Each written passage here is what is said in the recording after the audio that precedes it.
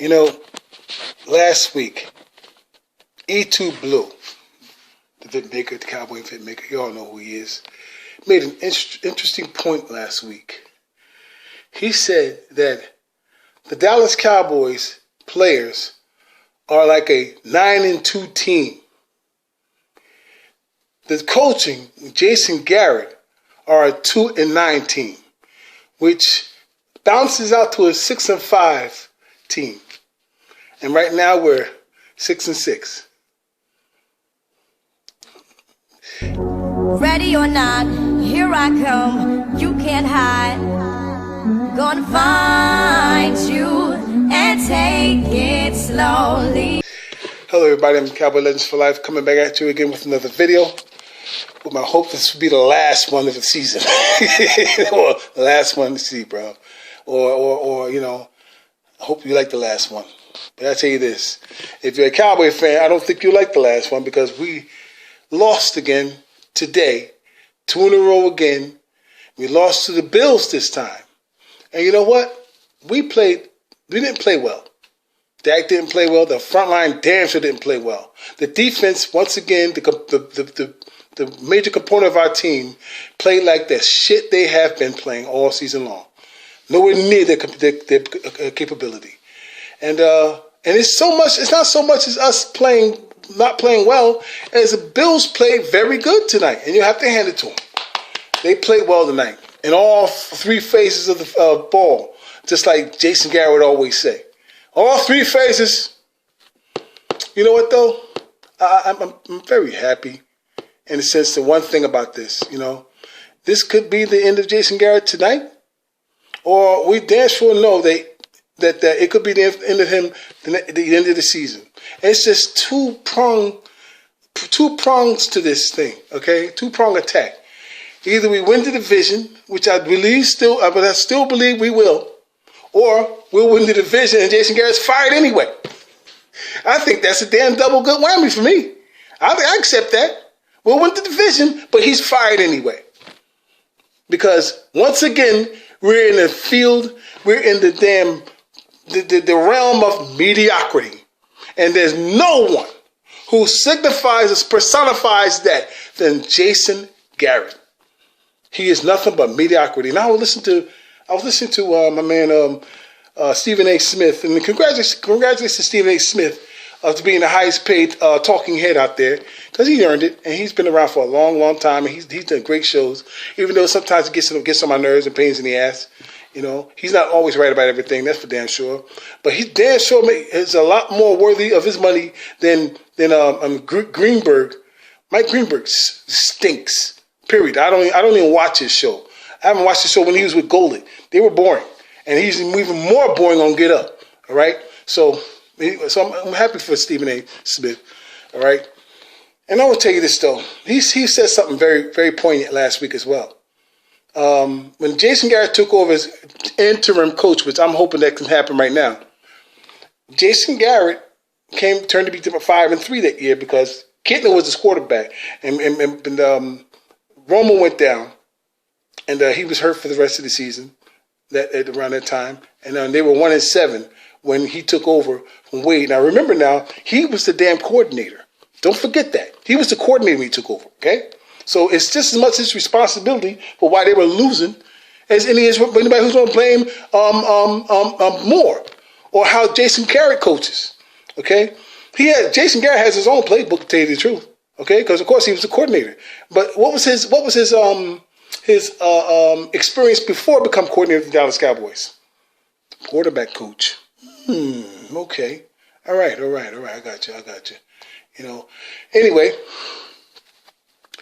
Right now, that's the same thing with Kellen Moore. He was a player. He was a quarterback coach. And now he's an OC. All right. Well, let's see what happens. Who becomes interim? I believe if they're going to make an interim, it will be Chris Richard, and then we'll see what they do with the rest of the season. But here's the great thing about this. It's just sometimes it bugs me out. All right. To get ready for this.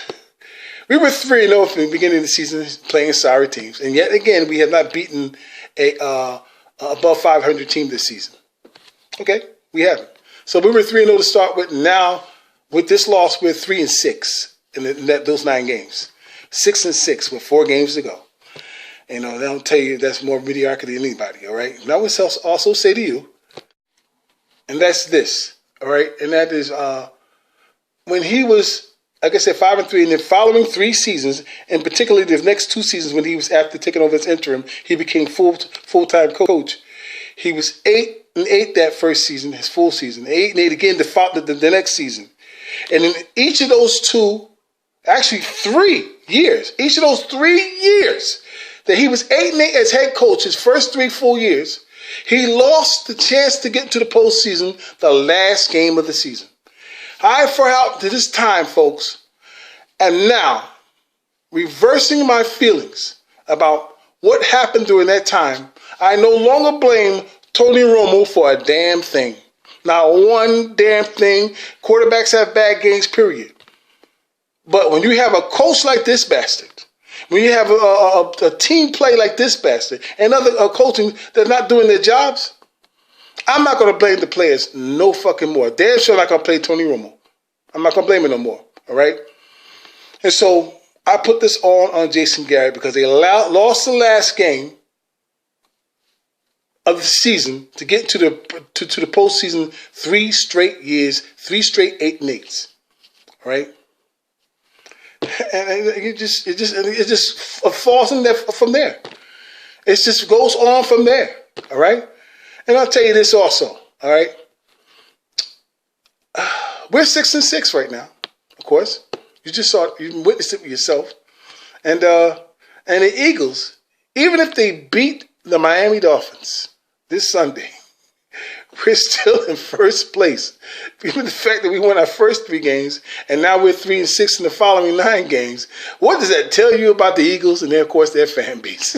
So don't look at us, or don't look at yourselves, everybody, who are Cowboy fans, as the fact that where we're at is ridiculous because, our division's not that great and we're not playing like the team that we're supposed to be. Because you know why? We're being coached badly. The talent is immense, folks. We see that. Their talent is immense. How could you hire a guy that now takes over the play calling, but you won't give him the title as defensive coordinator? You have an old guy who his front line didn't do a damn thing good tonight. Not a damn thing good the last 3 games. Not good at all. His front line has not been effective at all this season. Okay, he's been in charge of that. They have not stopped the run yet. They have not. See how Buffalo ran against them with the oldest fucking running back in football, Frank Gore, and he ran all over him. Then Josh Allen ran all over him. That front line couldn't hold goddamn water in a bucket if they stood in the goddamn ocean. All right. However. And it's a shame, man. And I'm going to tell you this. Dak didn't play well. He made some mistakes. He kept on staying in the pocket when it was collapsing because the front line was trash. I'm just through with Miss number 52. And then when the guy who took over number 76, I think it's Ciafilo, sit his ass down too. Okay? That whole side kept collapsing. That whole side kept collapsing all night long. We had no protection, and Dak was trying to force the ball, trying to make something happen, and you don't do that. You just don't do that. Even if you threw the ball down and it turned into I think it was an interception. Okay, that interception he threw, he was trying to throw it to the ground. You want to throw the ball and waste a throw? Throw it out. Throw it out of bounds. Throw it out of bounds. Don't throw it in the goddamn ground. He just simply muscled the damn receiver and took the ball before it fell on the ground. Anyway, it is what it is, folks. Cowboys lost again. We're now 6-6, and we're still in first place. And that's not a bad thing, but it damn sure is not a good thing. Okay? And I tell you this, I just hope this makes the end. Who deserves just as much blame, not even more than anybody in Jason's belt, especially Jason Garrett, is Jerry Jones. You deserve it, Jerry. You hired this motherfucker. You fired the man who won you the Super Bowls that you got when you took the tenure. When you bought the team, and you've done nothing ever since. Why? Because you were a jackass then, and you're a jackass now. Because you hired this motherfucker named Garrett, overweight, who's a brilliant defensive coach. You don't have the smarts, Jerry, that when you had Bill Parcells as your coach, and he rebuilt your team, and you gave him flack and slack and shit, okay? And what you did was, when he decided to leave, you had your pick to get Zimmerman, you had your pick to get Sean Payton, and you had your pick to get Bill Belichick to coach this fucking team. What'd you do, Jerry? Nah. I want somebody who likes washing my ass for me. I think I'll pick Garrett. He's my boy. He's not my son. He's my boy. And that's what happened, folks. And so you got a guy who got tenure for the Dallas Cowboys who can't get out of his own fucking way. Who hasn't but went to 3 postseason games. One with the quarterback he ruined, and the other one he's trying to ruin, who got him in 2, and they won him 1. Never won a division round, folks. And Jerry Jones says, I'm going to give him another contract. Here's another contract, Jerry. Garrett. Jason, here's another contract. You're my boy. You're a good boy. You're a Yale graduate. I like some smart boys. Anyway, that's what it is, folks. I'm not even angry. I'm not even Yale. Guess what? And I'm tell you something too, okay? I didn't buy no Heineken. I'm sorry. I didn't buy no Coronas today. I didn't buy no rum or no E&J, no nothing today. I didn't drink anything. I didn't drink anything in 8 days or something like that. I think 8 days, maybe 7. I haven't drank anything. You know why? Because imagine me being sober, completely sober, because I don't get drunk. I just get, I get nice. And watching this debacle. Imagine me sitting here watching this fucking debacle sober. Could you imagine how that feel? I didn't yell. I think that's what made me yell and shit when I get a little tipsy and then I start getting upset. I didn't yell, didn't do anything. I smoothed it out. I got boisterous about some plays and play calling. And he actually tried to be, Jason Garrett actually tried to be, because he tried to be aggressive today. He just tried to be aggressive today. But 10 years too little, 10 years too late. 10 years too little, 10 years too late to try to be aggressive. Just his fucking last year of his fucking tenure. 10 years too little, 10 years too fucking late. So it didn't work for him. So fuck him. So, listen, he may finish the rest of the season. He may become fired and some interim will take over. What does it matter? Okay, I still believe the Cowboys will win the division, very, very much so. Okay, the Eagles' schedule is not that easy, and ours is not that hard. But we did lose to the Bills, and the Eagles did beat them. All right, and I don't like that. But the thing is this also, that good damn thing we beat the Eagles. All right, and if we're going to win the division, it's going to have to be a straight up. And so I see it now. It's going to be a straight up fight to that very game to take this division, and maybe the Cowboys, especially Jerry Jones, and especially Jason Garrett, may feel they don't even deserve to get that division. And some of the players may play like that to get that division. But you know what? So do the Eagles. They know damn well they don't deserve to play anyway. Imagine being behind us, even after we went 3-6 the last 9 games. And you can't take over the first place. Anyway, that's all. That's my synopsis for the day. I'm not going to try to talk about the game, nor tomorrow. I'll just talk about something else, because you saw it for yourself. Why should I bother? It was a debacle. It was ridiculous. Even the fact that Dak got over almost 350 yards passing, 2 touchdowns, and an interception, didn't play too well. He didn't, he threw into coverage a lot and all that other stuff. So, he didn't play too well today. It doesn't matter to me. He threw over 300 yards. I'm not going to brag about that. He didn't win, and he didn't look good. And his front line made him look even worse, period. So, hats off to the Bills. They deserve it. My boy, Measly Beasley, got him a touchdown. He didn't do his hot sauce thing, I don't think. And, people cheered for him. Cowboy fans cheered for him. I cheered for him. I wasn't even mad when he got that touchdown. I was glad for him. So thanks to Measly Beasley. I love the man. He'll be a Cowboy for life, Cowboy forever. Doesn't matter. All right, y'all. Take care. Comb your hair. Whatever you want to say. Bye. One more thing.